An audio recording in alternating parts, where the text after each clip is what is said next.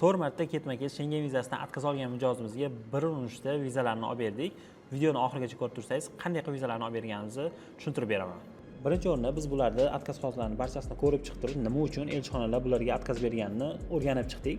Atkaz qog'ozlarini ko'rib chiqqanimizda asosiy atkazlari, ya'ni safar maqsadiga ishonmayman va Yevropa hududini vaqtida tark etmaysan, ya'ni O'zbekistonga qaytmaysan degan ma'noda atkaz bergan ekan. Shundan keyin biz bu atkazlarni ko'rib chiqib turib, bu atkazlarni yuvish ustida ishladik.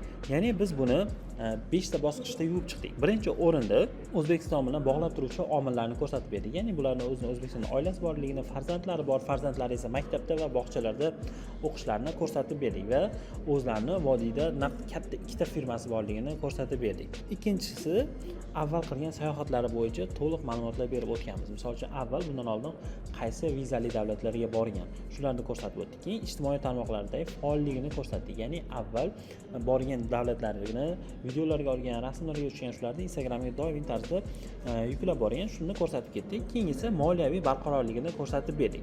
Ya'ni qanday qilib, birinchi o'rinda ularda kompaniyasini oxirgi 1 yillik oborotlarini bankdan olgan holatda ularga taqdim qildik va ikkinchisi oxirgi 1 yil davomida ular kompaniyasidan 2 milliardga yaqin dividend yechganlar.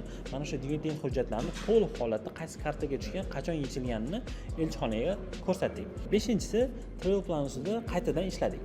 Ya'ni birinchi o'rinda aytib o'tgandek, avval qayerlarga sayohat qilgan, vizali davlatlarga qayerlarga chiqqandan keyin vizasiz davlatlarga qayerlarga borganini ko'rsatib berdik va keyin yangi topshirilayotgan hujjatiga komutur shaklida hujjat tayyorladik. Ya'ni birinchi o'rinda bularda amal qilib turgan Angliya vizasi bo'lgani uchun birinchi Angliyaga boradi, Angliyadan keyin Fransiyaga o'tib turib, Fransiyadan keyin O'zbekistonga qaytib keladi degan ma'noda tur qildik. Angliyaga borish bileti va u yerdagi mehmonxonalarda to'liq holatda pullarini to'lab, hujjatlarini kirgizdik.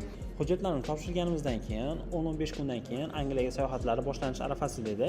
Shuning uchun biz elchixonadan pasportlarni olib chiqqan holatda ularni Angliyaga jo'natdik. Angliyaga borib, ular ishlarini bitirib, yana qaytib O'zbekistonga qaytib keldilar.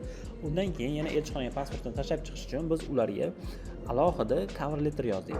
Ya'ni bu cover letter nima mazmunda yozilgan? Bular Angliyaga borib kelgani va Angliyaga borganda hech qanday Angliyaning ichida qonun qoidalarni buzmagani va vaqtida qaytib kelganini ko'rsatdik. Bundan keyin ularning Yevropaga borish istagi hali ham mavjudligini ko'rsatib berish uchun mehmonxona va bron biletlarni qaytadan tayyorlab turib va alohida cover letterlarni yozib elchixonaga topshirdik. Cover letterning mazmunida men Yevropa hududiga bormoqchiman va Yevropa qonun qoidalariga to'liq holatda amal qilaman. Mana shu kunda men O'zbekistonga qaytib kelaman.